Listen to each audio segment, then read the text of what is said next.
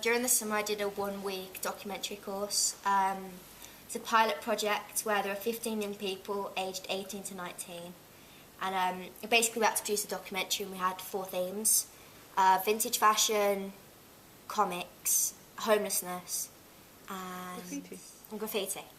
And I chose homelessness. So basically it had to be between 5 minutes.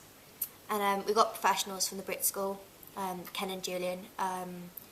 So basically we went out and filmed St Basil's, a local homeless charity. And we filmed 2 of their homeless people. And they told us their story. And we went out and did some vox pops of what people thought of homelessness and you know how it's about. And we got like negative and positive views which you put in it. And yeah.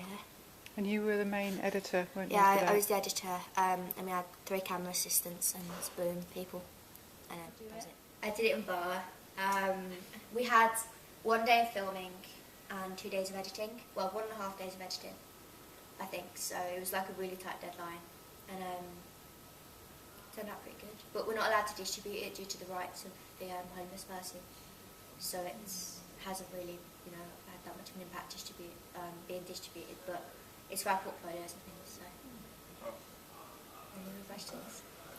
What did you learn? I learned how to understand what a professional client likes.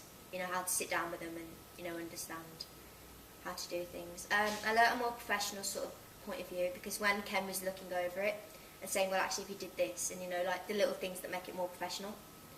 I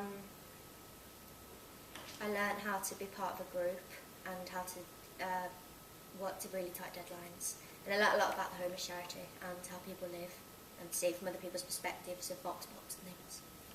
Why did you choose homeless? I chose homelessness because it's always been a strong part of my life, like it's always had an impact. It's something that's also really close to the heart, you know what I mean, because it's like a reality subject and it just, I don't know, it just struck me the most. So you know something like that, you'd have to remain strictly professional. But were there any times where you were getting really emotional, really attached to it? I did actually find the project really emotional. To the extent, like, you know, you're in town and stuff and you know the soup kitchen? Yeah. Like, and I was just waiting for the bus and you only start noticing people in that situation. You've seen them around St Basil's as well. And it's like, it's really sad because you can't, like, despite not being in their position before, you can relate to them in some sense. And then it's also like, with vox pops, we had an old man saying the strawberry shop. And it's like trying to come to grips with how someone could think that about another person just because they're less fortunate than you. You know what I mean? And it's just how other people think that they're better than other people just because they've got, like, you know what I mean, money or they have a house or something. So it become, you know, really emotional in the end. Can I just ask you another question, building on what you learned? It was a very stressful week because you were working under pressure, weren't you? Yeah. As you said, like the industry. So for you, what were the pressure points? Well, I was the only one under 18, meaning that I didn't have the benefit of staying in student accommodation. And when Ken said that we needed to be in at 7 AM, I had to get the 6 o'clock bus, you know what I mean, and things like that to get in. And then we wasn't finishing till 10, meaning I wasn't getting home till like 11:30, and then obviously having to get up at 5 to get here for 7. So it was Every day? Yeah, well, most days. It mainly started at 8, but I mean the last 2 days it was like really early. So obviously everyone could just, you know, go over there and like go to bed, and I had to like travel home.